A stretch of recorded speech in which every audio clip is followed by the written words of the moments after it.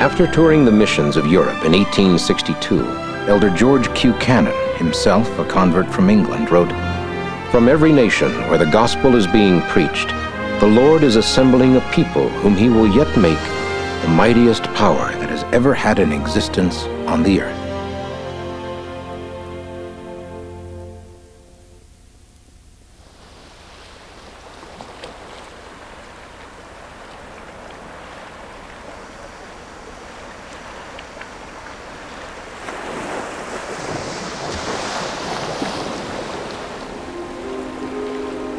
In March 1881, on the North Island of New Zealand, a large convention was being held among leaders of the Gati Kahungunu tribe of the Maori people.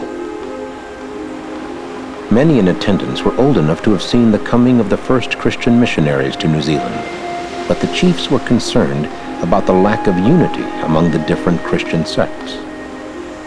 The question was raised, which of the churches is the church for the Maori race? After much discussion, the problem was brought before their wisest and most respected chief, the aged Paora Potangaroa. His answer was one word, Taiahoa, wait. The elderly chief then retired to his residence nearby. For 3 days he fasted, prayed, and meditated. When he returned, he addressed his people. "My friends," he said, "the church for the Maori people has not yet come among us. You will recognize it when it comes. Its missionaries will travel in pairs. They will come from the rising sun. They will visit with us in our homes. They will learn our language and teach us the gospel in our own tongue. When they officiate, they will raise their right hands." There's little question as to the authenticity of the prophecies made by Potangaroa. He was well known in his time, as were the prophecies of 4 other tohunga, or Maori priests. Is it any wonder that the missionaries were so well received among the Maori people? Within 8 years after missionaries first arrived, there were over 70 Maori branches. By 1892, 10% of all Maoris were Latter-day Saints. But the beginnings of the church in the Pacific came much earlier than that. In 1843, the prophet Joseph Smith called 4 elders on a mission to the Pacific Islands. Their leader was Addison Pratt, an experienced mariner from Boston. These 4 elders became the first missionaries in this dispensation to embark on a foreign language, foreign culture mission. One of them died at sea. But after a 6-month voyage, the remaining 3 reached their destination and labored for several years on tiny islands scattered throughout French Polynesia. By 1850, nearly 2,000 people living on these islands had been baptized. With the success in French Polynesia, Brigham Young decided to call missionaries to other Pacific islands. In 1850, 10 elders were sent to what was then called the Sandwich Islands, or Hawaii. But living conditions were primitive and bug-infested, the food strange, the language virtually incomprehensible. 4 months after arriving, half of the 10 missionaries, including the presiding elder, had left the field. But the youngest, 23-year-old George Q. Cannon, fasted and prayed that he might endure and master the difficult Hawaiian language. "I heard the Lord's voice more than once," he said, "as one man speaks with another, encouraging me and showing me the work which should be done among this people if I would follow the dictates of his spirit." By the time Elder Cannon left 4 years later, 3,000 native Hawaiians had been baptized and 53 branches established. His command of the language was such that he had translated the Book of Mormon into Hawaiian. During the mid-19th century, the gospel was also taken to Australia, New Zealand, Samoa, and Tonga. But in each country, missionaries won converts only after surmounting enormous challenges. The sacrifices that these early missionaries made to take the gospel to the various nations or island groups in the Pacific, to me is one of the great chapters in LDS history. They literally almost starved to death in famines. They endured sicknesses of many kinds. The housing they lived in was often flea-infested. Through all of this, they grew to love the people more and more, and when they left those islands, they wept. October 11, 1915.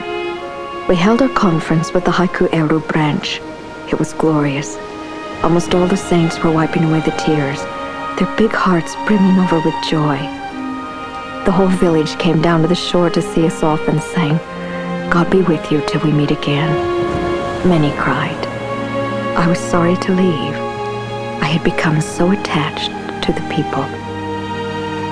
Ever since my first days as a missionary among the Polynesian people, I've had a deep love and appreciation for them. They seem to just have a genuine feel for the things of truth and for the things of God.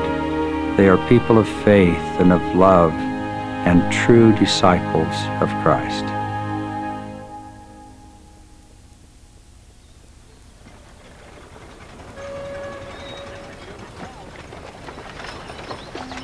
Christmas morning, 1925, dawned bright and clear in Buenos Aires, Argentina. Just before 7 a.m., 3 men walked across a city park to a quiet grove of trees. They were Elders Melvin J. Ballard of the Council of the 12 Apostles, Rulon S. Wells, and Ray L. Pratt of the First Council of the 70. Finding a secluded spot, the 3 knelt, and by the authority of the Holy Apostleship, Elder Ballard dedicated the nations of South America for the preaching of the gospel. There were only 12 members of the church in all of South America in 1925 when my grandfather Ballard offered that prayer, and they were all Europeans. There was not one native South American member of the church at that time. At a testimony meeting in Buenos Aires on July 4th, 1926, Elder Ballard prophesied, "The work of the Lord will grow slowly for a time here, just as an oak grows slowly from an acorn. But thousands will join the church here. It will be divided into more than one mission and will be one of the strongest in the church. The day will come when the Lamanites in this land will be given a chance. The South American mission will be a power in the church." A decade after this prophecy, there were 329 members of the church in all of South America. By the end of World War II, the number had risen to only 1,200. Then, around 1960, membership rose dramatically to 13,000. By 1986, it had soared to 790,000.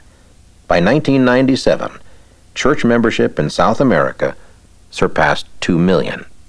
What has really happened down there is unbelievable, even for those of us who were part of it and who've seen it. That's a fulfillment of Book of Mormon prophecy.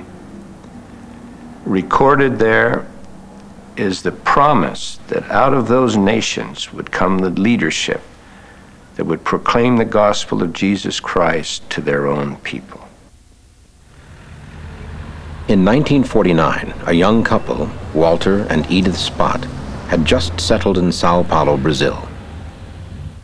Of German descent, Walter was a skilled and talented furniture maker. Edith attended Protestant church services regularly, but her husband refused to go. Bem, minha mãe era metodista e o meu pai era uma pessoa assim de grande espiritualidade, muito conhecimento da Bíblia, mas ele não gostava de acompanhar a minha mãe na igreja dela porque ele achava que deveria existir alguma coisa melhor ou mais perfeita do que aquilo, alguma coisa mais verdadeira do que aquilo. Então, todas as vezes que ele saía para o trabalho, a minha mãe se ajoelhava e orava para que ele tivesse o conhecimento dessa igreja, que ela aparecesse na vida dele para que ele pudesse conhecer essa igreja que ele buscava.